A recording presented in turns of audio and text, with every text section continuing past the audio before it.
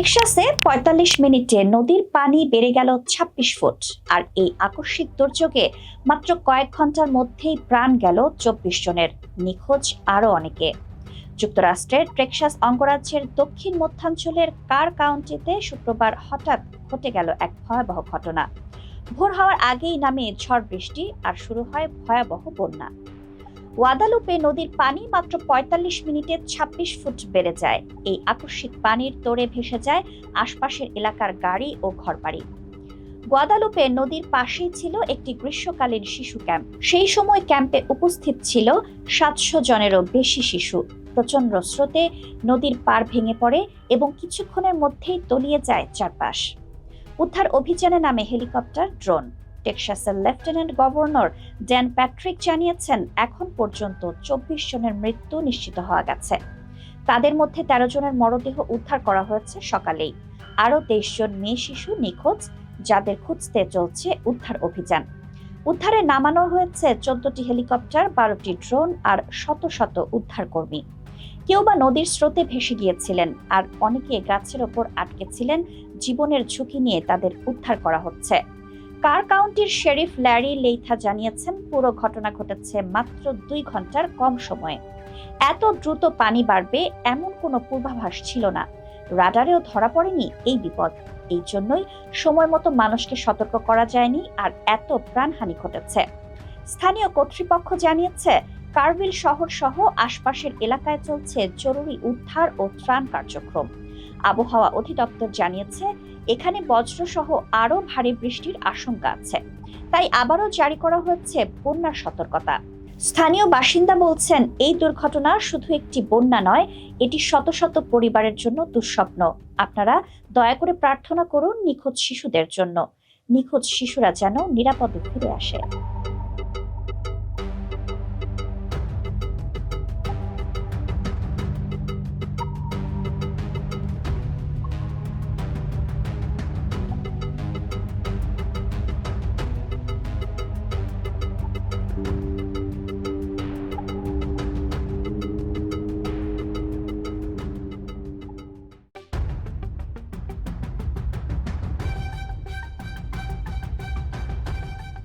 উত্তর বঙ্গোপসাগরে সৃষ্ট এক বিরূপ আবহাওয়ার পরিস্থিতি নিয়ে চলুন জানি বিস্তারিত। সক্রিয় মৌসুমী বায়ুর প্রভাবে উত্তর বঙ্গোপসাগরে বায়ুচাপের তারতম্য বেড়েছে। এর ফলে উত্তাল হয়ে উঠেছে সাগর এবং বাংলাদেশের উপকূলীয় এলাকাগুলোতে বইতে পারে দমকা কিংবা ঝোড়ো হাওয়া। আজ রোববার সকালে আবহাওয়া অধিদপ্তর এক বিশেষ সতর্কবার্তায় জানিয়েছে, উত্তর বঙ্গোপসাগর, উপকূলীয় এলাকা ও সমুদ্রপথে ঝুঁকি বেড়ে গেছে। এই পরিস্থিতিতে দেশের ৪টি সমুদ্র বন্দর চট্টগ্রাম, কক্সবাজার, মোংলা ও পায়রাতে ৩ নম্বর স্থানীয় সতর্ক সংকেত দেখিয়ে যেতে বলা হয়েছে। এই সতর্ক বার্তার পরিপ্রেক্ষিতে সমুদ্রগামী সকল নৌযান, বিশেষ করে মাছ ধরার নৌকা ও ট্রলারগুলোকে উপকূলের কাছাকাছি থেকে সাবধানে চলাচলের নির্দেশ দেয়া হয়েছে। পরবর্তী নির্দেশ না দেয়া পর্যন্ত গভীর সমুদ্রে না যাওয়ার আহ্বান জানানো হয়েছে। শুধু সাগর নয়, দেশের অভ্যন্তরীণ নদীবন্দরগুলোর জন্যও সতর্কতা জারি হয়েছে। খুলনা, বরিশাল, পটুয়াখালী, কুমিল্লা, নোয়াখালী, চট্টগ্রাম ও কক্সবাজার অঞ্চলের নদীবন্দরগুলোতে ১ নম্বর সতর্ক সংকেত দেখাতে বলা হয়েছে। আবহাওয়া অধিদপ্তরের পূর্বাভাসে বলা হয়, এসব এলাকায় বৃষ্টির সঙ্গে থাকতে পারে হঠাৎ দমকা হাওয়া। এদিকে রাজধানী ঢাকাতেও সকাল থেকে আকাশ মেঘলা। আবহাওয়া সকালের বুলেটিনে জানানো হয়েছে, ঢাকা ও আশপাশের এলাকায় হালকা বৃষ্টির সম্ভাবনা রয়েছে। দক্ষিণ ও দক্ষিণ পূর্ব দিক থেকে ঘন্টায় ১০ থেকে ১৫ কিলোমিটার বেগে বাতাস বইতে পারে। সব মিলিয়ে সামনের ১-২ দিন দেশের উপকূলীয় ও নদীবন্দর এলাকাগুলোর মানুষকে থাকতে হবে সতর্ক অবস্থানে। বিশেষ করে মৎস্যজীবী ও নৌযান চালকদের প্রতি অনুরোধ, আবহাওয়ার আপডেট জেনে তবেই সিদ্ধান্ত নেবেন নদীতে যাবেন কিনা।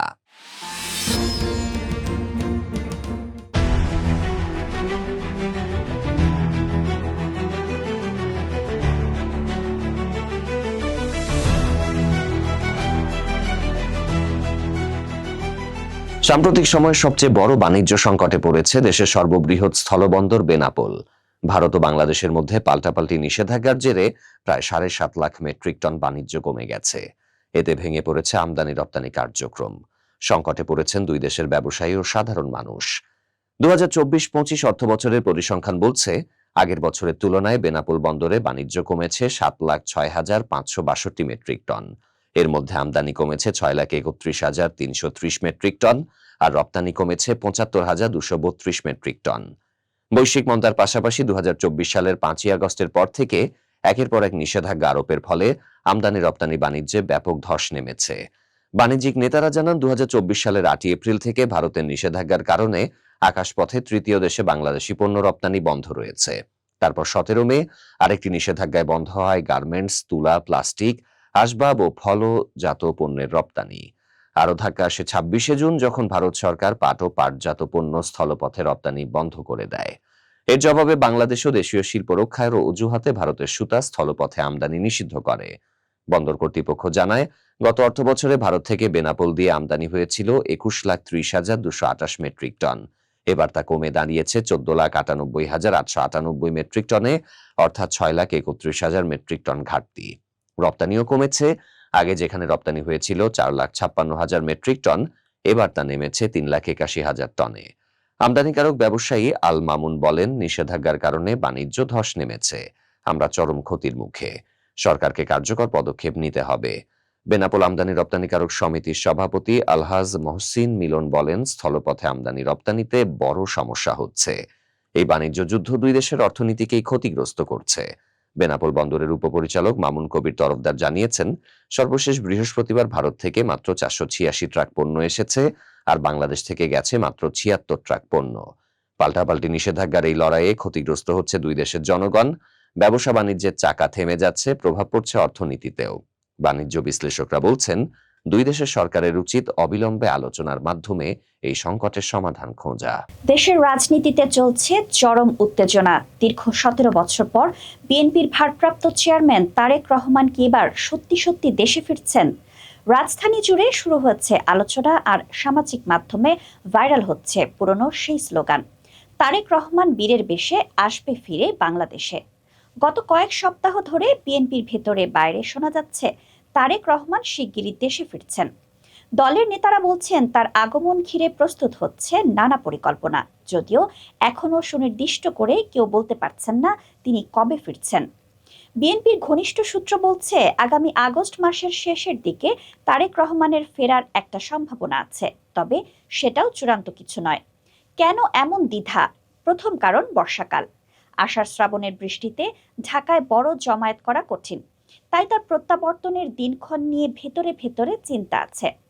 দলের শীর্ষ নেতারা বলছেন, যখনই তারেক রহমান ফিরবেন তাকে রাজকীয় অভ্যর্থনা জানানো হবে। বিমানবন্দর থেকে শুরু করে গুলশান পর্যন্ত থাকবে হাজার হাজার নেতাকর্মীর উপস্থিতি। জুলাই আগস্টের মধ্যে বিএনপি যে 36 দিনের কর্মসূচি নিয়েছে, সেখানেও তার উপস্থিতির জোরালো গুঞ্জন রয়েছে। আবার কেউ বলছেন, গণ অভ্যুত্থানের বর্ষপূর্তিতে ঢাকায় বিশাল সমাবেশের পরিকল্পনা রয়েছে, যেখানে হয়তো উপস্থিত থাকবেন তারেক রহমান নিজেই। এদিকে 13 জুন লন্ডনের ডরচেস্টার হোটেলে তারেক রহমান ও অন্তর্বর্তী সরকারের প্রধান উপদেষ্টা ডক্টর ইউনূসের মধ্যে যে বৈঠক হয়েছে, সেখানেও দেশের ভবিষ্যৎ নির্বাচন ও তার ভূমিকা নিয়ে আলোচনা হয়। জানা গেছে, দেশে ফিরলে তিনি থাকবেন গুলশান 2-এর 196 নম্বর বাড়িতে, যা একসময় ছিল ব্রিটিশ আমেরিকান টোব্যাকো কোম্পানির অফিস। বর্তমানে সেই বাড়িতে চলছে সংস্কার কাজ। 2007 সালে গ্রেপ্তার হওয়ার পর চিকিৎসার উদ্দেশ্যে লন্ডনে গিয়েছিলেন তারেক রহমান। সেখানেই তিনি রাজনৈতিক আশ্রয় নেন। বর্তমানে তার বিরুদ্ধে থাকা অধিকাংশ মামলায় তিনি অব্যাহতি পেয়েছেন। ফলে দেশে ফেরার ক্ষেত্রে আর আইনি বাধা নেই বলে জানিয়েছেন স্বরাষ্ট্র উপদেষ্টা জেনারেল জাহাঙ্গীর আলম চৌধুরী। বিএনপির মহাসচিব মির্জা ফখরুল ইসলাম আলমগীর এবং যুগ্ম মহাসচিব শহীদ উদ্দিন চৌধুরী অ্যানি দুজনেই ঘোষণা দিয়েছেন, তারেক রহমান শিগগিরই ফিরছেন। রাজনৈতিক বিশ্লেষকরা বলছেন, এই ফেরাটা হবে নির্বাচনী শোডাউনের অংশ। নির্বাচনের আগে দেশে ফিরে তারেক রহমান চাইবেন একটি জোয়ার সৃষ্টি করতে। শেষে আবার সেই পুরনো স্লোগান উঠে আসছে নেতাকর্মীদের কণ্ঠে, তারেক রহমান বীরের বেশে আসবে ফিরে বাংলাদেশে। বাংলাদেশে গুম এখন আর শুধু একটি শব্দ নয়, এটি হয়ে উঠেছে ভয়, আতঙ্ক আর নির্যাতনের প্রতিচ্ছবি। সম্প্রতি গুম সংক্রান্ত তদন্ত কমিশন অন্তর্বর্তীকালীন সরকারের কাছে প্রতিবেদন জমা দিয়েছে। সেখানে উঠে এসেছে এমন কিছু তথ্য যা শুনলে শরীর শিউরে ওঠে। এই প্রতিবেদনের নাম unfolding the truth, a structural diagnosis of enforced disappearance in Bangladesh.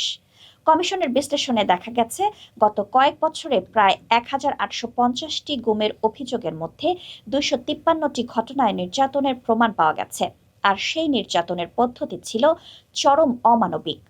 র্যাবের গোপন বন্দিশালায় গামছা দিয়ে মুখ ঢেকে দেওয়া হতো, তারপর ঢালা হতো পানি। শ্বাস বন্ধ হয়ে আসতো, মনে হতো ডুবে যাচ্ছেন। এমনভাবেই মানুষকে মানসিক ও শারীরিকভাবে নির্যাতন করা হতো। একজন তরুণ বলেছিলেন, 3-4 বার গামছা দিয়ে মুখ ঢেকে পানি ঢালা হয়েছে। নিঃশ্বাস বন্ধ হয়ে যাচ্ছিল। বন্দীদের রাখা হতো অস্বাস্থ্যকর সেলে, যেখানে টয়লেট আর খাওয়ার জায়গা একসাথে। এমনকি টয়লেট ব্যবহার করার সময়ও বন্ধ হতো না সিসিটিভি ক্যামেরা। এটা ভুক্তভোগীদের জন্য ছিল চরম লজ্জা আর অপমানের ব্যাপার। তাদের বর্ণনায় উঠে এসেছে এক ভয়ঙ্কর চেয়ারের কথা। একটি ঘূর্ণায়মান যন্ত্রে বসিয়ে ঘোরানো হতো বন্দীদের, যাতে অনেকেই বমি করতেন, কেউ প্রস্রাব পায়খানা করে ফেলতেন, কেউ অজ্ঞান হয়ে যেতেন। আরও ভয়ঙ্কর ছিল ডিজিএফআই এর ঘূর্ণায়মান শরীর যন্ত্র, যেটা ছিল শুধু চেয়ার নয়, পুরো শরীর ঘোরানোর ভয়ানক এক যন্ত্র। এছাড়া নারী বন্দীদের ওপর চালানো হতো ভয়ঙ্কর এবং লজ্জাজনক নির্যাতন। এক নারী বলেছেন, গায়ে ওড়না ছিল না, জানালার দিকে মুখ করিয়ে রাখা হতো। পুরুষ কর্মকর্তারা এসে মন্তব্য করত, সব পর্দা এখন ছুটে গেছে। আরও ভয়াবহ তথ্য, প্রস্রাব করার সময় দেওয়া হতো বৈদ্যুতিক শক। একজন বলেছিলেন, মনে হতো 5 ফিট ওপরে উঠে গেছি। এই ইলেকট্রিক শক ছিল র্যাবের সবচেয়ে বেশি ব্যবহৃত নির্যাতন পদ্ধতিগুলোর একটি। রাতের পর রাত ঘুমাতে দেওয়া হতো না। শীতের রাতে বালিশ কম্বল কেড়ে নেওয়া হতো। অনেককে উল্টো করে ঝুলিয়ে মারধর করা হতো। অনেক সময় ব্যবহার করা হতো ওষুধ বা মলম, যাতে নির্যাতনের চিহ্ন বাইরে না যায়। একজন বাবা জানালেন, তার 16 বছরের ছেলেকে র্যাব অপহরণ করে নিয়ে যায়। 20 মাস পর ছেলেটি ফেরে, কিন্তু সে আর আগের মতো নেই। কথা ঠিক মতো বলে না, হঠাৎ রেগে ওঠে, মানসিকভাবে পুরোপুরি ভেঙে পড়েছে। গুম কমিশনের সদস্য মানবাধিকার কর্মী সাজ্জাদ হোসেন বলেছেন, আমাদের ধারণা ছিল ভয়ঙ্কর, কিন্তু বাস্তবতা তার চেয়েও অনেক ভয়াবহ। এই প্রতিবেদন শুধু নির্যাতনের দলিল নয়, এটি বাংলাদেশের মানবাধিকার পরিস্থিতির একটি বাস্তব মুখোশ উন্মোচন।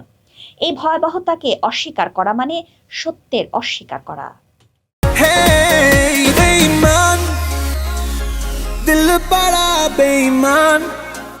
চলতি বছর নানান রকম ঝড়ঝাপটার মধ্য দিয়ে যাচ্ছেন বলিউড অভিনেতা সাইফ আলী খান। বছরের শুরুতেই নিজের বাড়িতে হামলার শিকার হওয়ার পর এবার আইনি লড়াইয়ে আরও বড় ধাক্কা সামনে এলো পাতৌদি পরিবারে। প্রায় 15,000 কোটি টাকার উত্তরাধিকার সূত্রে পাওয়া সম্পত্তি হারাতে চলেছেন সাইফ আলী খান। ভারতীয় গণমাধ্যমের খবর অনুযায়ী মধ্যপ্রদেশ হাইকোর্ট সাইফ আলী খানের করা একটি আবেদন খারিজ করে দিয়েছে। এই আবেদনের মাধ্যমে তিনি পাতৌদি পরিবারের সম্পত্তিকে শত্রু সম্পত্তি হিসেবে ঘোষণার সিদ্ধান্তের বিরুদ্ধে লড়ছিলেন। ঘটনার সূত্রপাত 2014 সালে। ভোপালের কোহেফিজা থেকে চিকলোর পর্যন্ত বিস্তৃত জমি, প্রাসাদ, বাড়িঘর মিলিয়ে যার বাজার মূল্য ধরা হচ্ছে প্রায় 15,000 কোটি টাকা। ভোপালের শেষ নবাব হামিদুল্লাহ খানের মেয়ে আবিদা সুলতান পাকিস্তানে চলে যাওয়ায় সরকার তাদের উত্তরাধিকারী সম্পত্তিকেও এই আইনের আওতায় আনতে চায়। যদিও হামিদুল্লাহ খানের অন্য কন্যা সাজিদা সুলতান ভারতের নাগরিক ছিলেন এবং সাইফ আলী খানের দাদি ছিলেন। এতদিন পর্যন্ত এগুলো পাতৌদি পরিবারের দখলেই ছিল, কিন্তু আইন অনুযায়ী যারা দেশভাগের সময় পাকিস্তান বা চীনে স্থায়ীভাবে চলে গিয়েছেন, তাদের সম্পত্তিকে শত্রু সম্পত্তি হিসেবে চিহ্নিত করে তা বাজেয়াপ্ত করতে পারে ভারত সরকার। বর্তমানে আদালতের রায়ের ফলে পাতৌদি পরিবারের বিপুল এই সম্পত্তি সরকারের হাতে চলে যাওয়ার আশঙ্কা তৈরি হচ্ছে। সাইফ আলী খানের আইনি লড়াই এখানেই শেষ, নাকি তিনি সুপ্রিম কোর্টের দ্বারস্থ হবেন তা এখনো জানা যায়নি।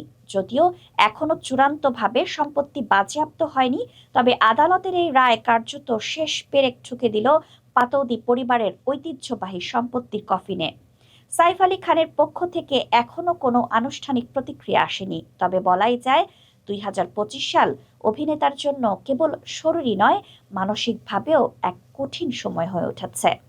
দর্শক, নিয়মিত নতুন নতুন সব খবর এবং ঘটনার আপডেট পেতে ঢাকা প্রেসের ইউটিউব চ্যানেল এবং ফেসবুক পেজে সাবস্ক্রাইব করুন এবং লাইক, কমেন্ট, শেয়ার করে আমাদের সঙ্গেই থাকুন। আপনি এখনো 2 টাকার ভানিল নিয়ে ঘুরেন? এক খাবো তুমি। তুমি আমি বেশি সিরিয়াসলি নিয়ে ফেলছি। দেশ ছাড়িয়ে বিদেশেও দর্শকদের হৃদয়ে গভীরভাবে জায়গা করে নিয়েছে ঈদে মুক্তি পাওয়া তানিম নূরের সিনেমা উৎসব। অস্ট্রেলিয়ায়ও সিনেমাটির অগ্রিম টিকিট বিক্রি হয়ে যাচ্ছে, যে কারণে ছেলের অভিনীত সিনেমা দেখার কোনো টিকিটই পাচ্ছিলেন না অভিনেতা সৌম্যজ্যোতির মা, জনপ্রিয় অভিনেত্রী শাহনাজ খুশি। দীর্ঘ অপেক্ষার পর গত শুক্রবার প্রবাসীদের সঙ্গে দেখলেন ছেলের অভিনীত সিনেমা উৎসব। সেই সিনেমা দেখে দুই ছেলেকে জড়িয়ে ধরে দর্শকদের সামনে কাঁদলেন অভিনেত্রী শাহনাজ খুশি ও নাট্যকার বৃন্দাবন দাস দম্পতি। অস্ট্রেলিয়ায় সিনেমা মুক্তির সময়সীমা ঘোষণার পরই টানা ১৩ দিনের টিকিট বিক্রি শেষ হয়ে যায়। এ নিয়ে একদিকে যেমন আনন্দ, তেমনি অন্যদিকে ছেলের সিনেমার টিকিট কাটতে না পেরে অনেকটাই মন খারাপ হয়েছিল শাহনাজ খুশির। এই অভিনেত্রী অস্ট্রেলিয়া থেকে বলেন, সিনেমাটা ঈদে মুক্তির পর থেকে অনেক অনেক প্রশংসা দেখছিলাম। সবাই সিনেমাটি নিয়ে অনেক প্রশংসা করছিল।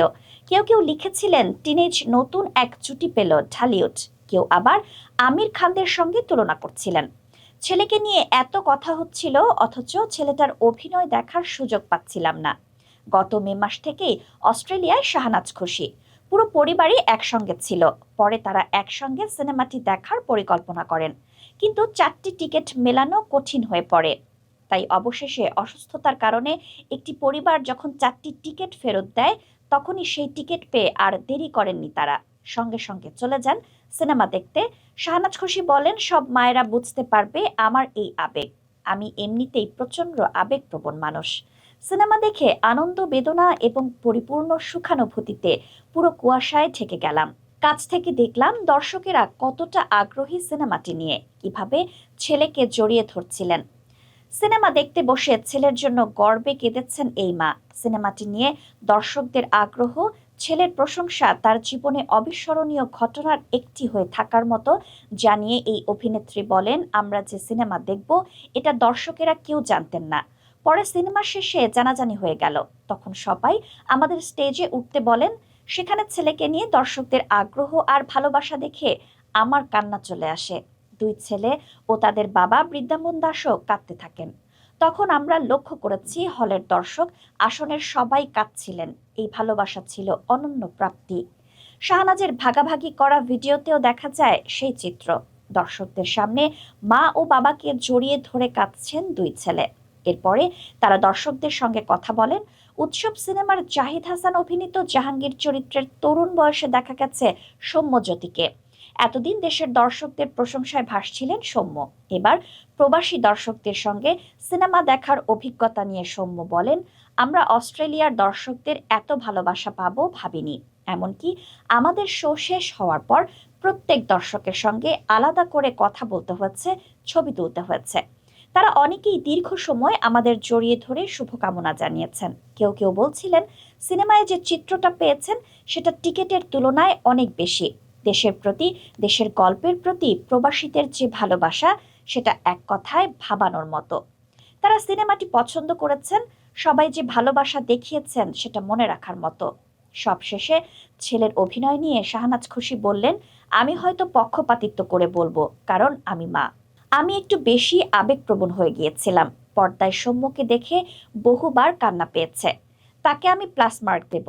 আমরা শৈশব থেকে যেভাবে ওদের শিখিয়েছি, ওরা যেভাবে দেখে বড় হয়েছে, সেখানেই একটা চাওয়া থাকে, ওদের কাজ দেখে যেন দর্শকেরা কখনোই আশাহত না হয়। কিন্তু ছেলে আমার আশাহত করেনি, এটাই আমার অন্যরকম ভালো লাগার। আমরা যে সম্মানটা ধারণ করি সেখানে ছেলে আমাদের মান রাখতে পেরেছে। ও আরো ভালো করুক, এটাই চাই, বলেন তিনি। সিনেমাটির অভিনয় শিল্পীদের মধ্যে জাহিদ হাসান, সৌম্য ছাড়া আরও ছিলেন জয়া আহসান, অপি করিম, চঞ্চল চৌধুরী, আফসানা মিমি, তারিক আনাম খান, আজাদ আবুল কালাম, ইন্তেখাব দিনার, সুনেহরা বিনতে কামাল, সাদিয়া আয়মান। এটি পরিচালনা করেছেন তানিম নূর। সিনেমাটি প্রযোজনা করেছে ডোপ প্রোডাকশনস। সহ প্রযোজনায় আছে চরকি। দর্শক, নিয়মিত নতুন নতুন সব খবর এবং ঘটনার আপডেট পেতে ঢাকা প্রেসের ইউটিউব চ্যানেল এবং ফেসবুক পেজে সাবস্ক্রাইব করুন এবং লাইক, কমেন্ট, শেয়ার করে আমাদের সঙ্গেই থাকুন।